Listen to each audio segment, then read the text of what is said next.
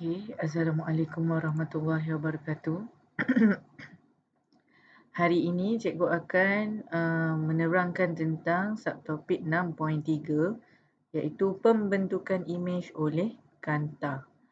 Okey, suatu kanta diperbuat daripada bahan duduk sinar iaitu kaca atau plastik. So kalau dia adalah kaca bermakna dia akan terbias. Okey. Jadi macam mana kita nak kenal kanta cembung? Okey, kanta cembung adalah lebih tebal di pusat kanta. Okey, ni kanta cembung. Okey, ni pusat kanta. Jadi ini yang maksud dia tebal. Okey. Manakala kanta cekung yang dikenali sebagai konkav, dia akan nipis di bahagian tengah lah. Manakala kanta cengkung adalah nipis di pusat kanta. Okey. Seterusnya, okey ni ray box. Awak pun dah pernah jumpa masa awak form 3. Okey, dia tanya. Okey, cahaya ni datang kepada kanta dalam sinar selari lah. Okey, so dia tanya, apakah berlaku kepada sinar cahaya selari selepas melalui kanta cembung? So, ini contoh cahaya yang datang selari. Jadi, kalau cahaya selari memasuki kanta cembung, dia akan tertumpu pada apa? Tertumpu pada titik fokus.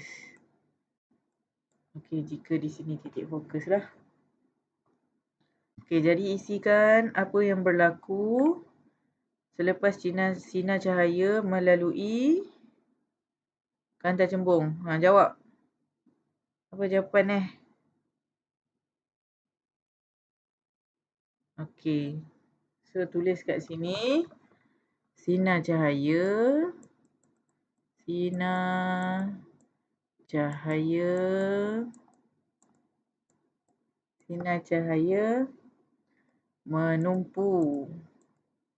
menumpu pada titik fokus. Okey.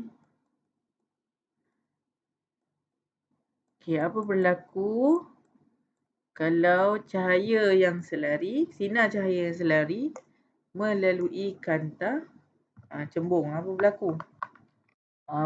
berlaku? Okay. Masa PKP, cikgu dah beli ni. Apa nama ni? Drawing board dengan pen. Okay, nak cuba. Tapi menulis macam lari-lari macam tu. Okay, cikgu cuba melukis menggunakan pen pula. Okay, kalau cahaya selari memasuki kanta cekung. Okay, apa berlaku? Okay, cahaya akan dicapah. Cahaya selari akan dicapah dari titik fokus. Okey, lupa pula bagi tahu. Okey, di mana kedudukan titik fokus bergantung kepada permukaan pertama cahaya tu datang ni. Ni cahaya. Okey, ini adalah cahaya. Okey, jadi ni permukaan pertama kanta. Jadi keseluruhan bulatan adalah di sebelah mana? Di sebelah kanan. Jadi titik fokus akan duduk di sebelah kanan lah. Manakala kanta cekung, okay, ni permukaan pertama dia kan. Permukaan pertama dia.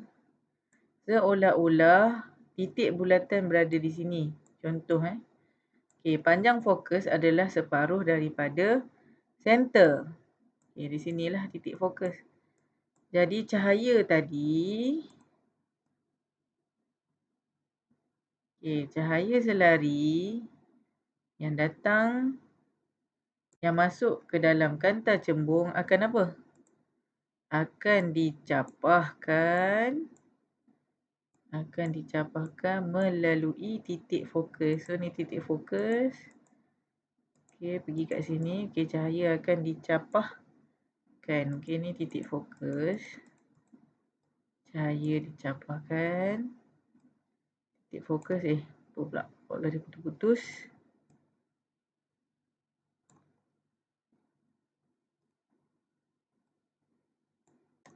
Ini cahaya akan dicapahkan daripada titik fokus. So tulis kat sini apa? Okey. Sinar lagi ke laut. Okey, sinar. Oh my god. Sinar. Sinar. Sinar cahaya. Oh my god, I don't know how to use the pen. Sinar cahaya akan apa? Akan dicapahkan akan dicapahkan seolah-olah datang daripada F lah. Jawab tulislah Okey, istilah berkaitan kanta. Okey, titik fokus. Salin saja dalam buku teks awak tahu apa maksud titik fokus. Titik di mana semua cahaya selari ditumpukan selepas terbias. Okey, panjang fokus. Panjang fokus ialah jarak di antara O dengan F lah. Jarak U. U tu apa? F, O. Jadi U adalah U for objek. Jadi U adalah jarak objek. Jadi jarak objek diukur dari pusat kanta kepada objek duduk lah. Okey, manakala jarak imej daripada pusat kanta ke imej. Pusat kanta kat mana pula? Titik di pusat kanta. Nanti awak isi ni semua yang ada dalam buku teks. Okey, seterusnya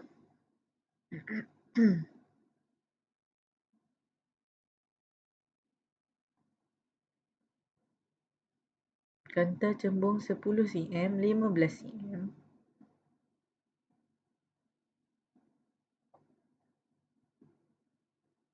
Ukur dan rekod jarak di antara kanta dan skrin. So, kanta duduk 10 cm.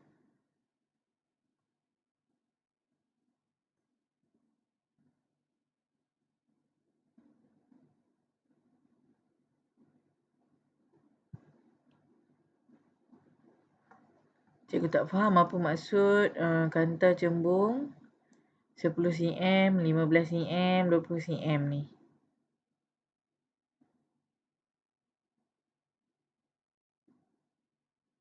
Okey, jadi cikgu nak ajar cara melukis menentukan kedudukan imej dan ciri-ciri imej yang terbentuk pada kanta. Okey, apa peraturan 1? Okey. Okey, ni dalam setiap kanta mesti ada titik fokus. So, titik fokus kat sini. Titik fokus kat sini.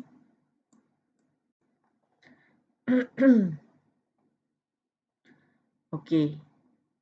Peraturan 1.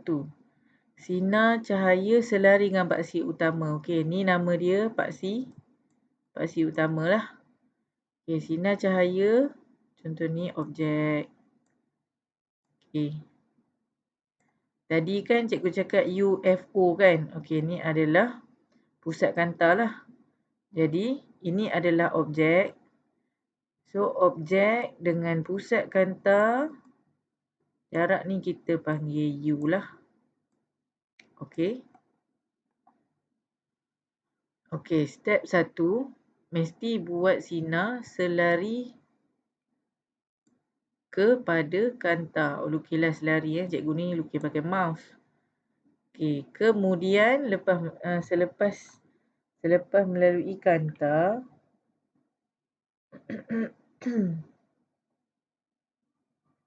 Selepas melalui kanta, cahaya akan menumpu pada F. Okey, so tulislah sini selepas menumpu ke titik fokus. Okey, peraturan 2. Okay, di sini F. Di sini F. Okey. Ni objek. Peraturan 2.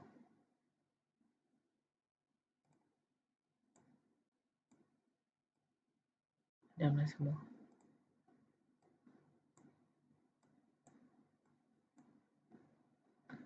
Okey, peraturan 2 ialah cahaya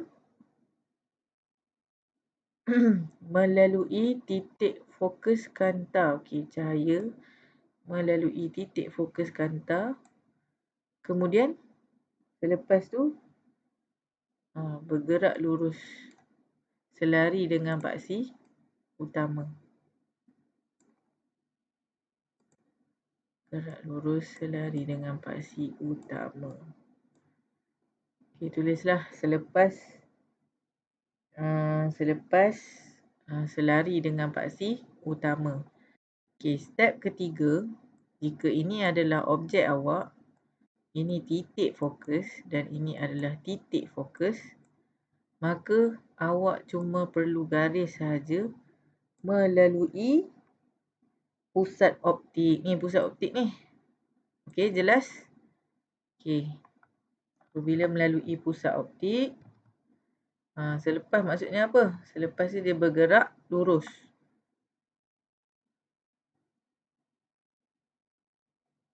Okey, jadi untuk melukis sinar, pilih saja mana-mana di antara 2 daripada 3 peraturan untuk melukis imej pada kanta cembung. Okey. Okey, dalam kes ni, nampak U dia? U diukur daripada pusat optik ke objek lah. Inilah U.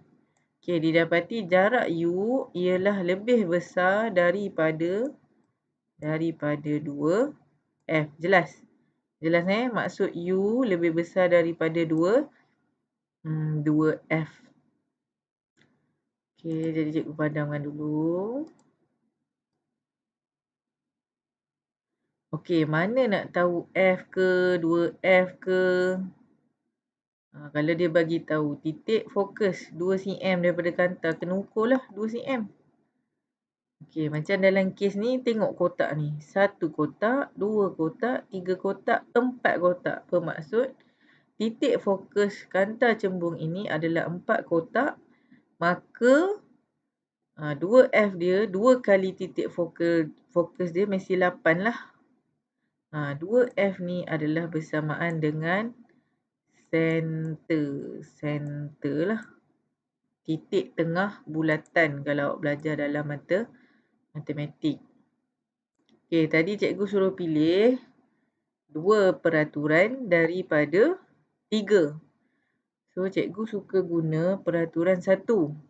Jadi, peraturan 1 macam mana? Okey, selari sehingga melanggar kanta, kemudian masuk pada F. Awak kena lukis masuk pada F.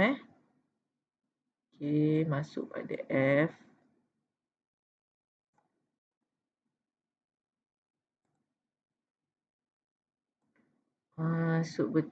Tak masuk dekat F ni. Awak anggap je lah cikgu lukis masuk dekat F. Yang kedua, awak kena garis dari objek kepala objek, lalu dekat tengah kanta. Ni sungguh menyedihkan.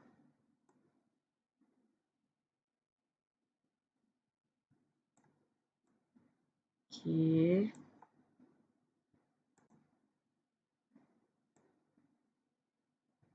Okey. So, didapati. Aku tak tepat pula jawapan ni. Okey.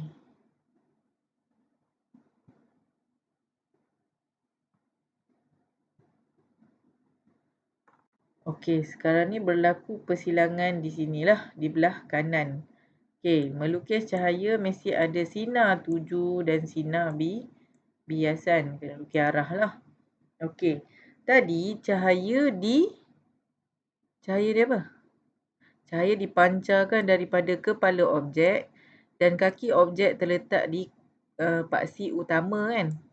Okey, jadi dekat persilangan ni, apa yang cikgu nak awak buat, dari paksi utama, garis terus ke garisan ke titik persilangan. Okey, garis terus. Jadi, kita anggap yang sentuh paksi utama adalah kaki. Okey. Jadi, kepala mesti berlaku di persilangan. Okey. Jadi, apa yang awak dapat simpulkan dari objek awak ni? Jadi, awak nyatakanlah ciri-ciri imej kat atas ni. Okey, kalau objek awak tegak, tiba-tiba jadi terbalik macam ni.